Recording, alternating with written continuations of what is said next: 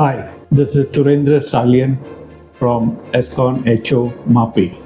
I'm heading the Operation Excellence at ESCON.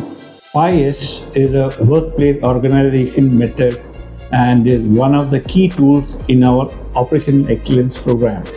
Personally, getting involved in this concept for past 25 years and have experienced vast improvement in safety, productivity and time, and even reducing repair costs. But recently, I heard of for the first time the benefit of a red tag area. Our HOD for Pan India sales has some interesting experience to share. Over to Veer. Recently, I have seen lots of changes in our head office, particularly 5S culture. I find it clean, more organized with tags and safety indicators. I have attended recently the first elementary session on EOC, which covered 5S topic also. I have noted a red tag area in one corner of my floor, and one day I happened to note some packet containing some plates. I casually opened this packet and I was thrilled to see the content of the packet.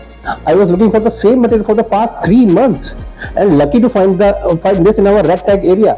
I am convinced that 5S is not only about cleaning and dumping your unwanted materials, documents away.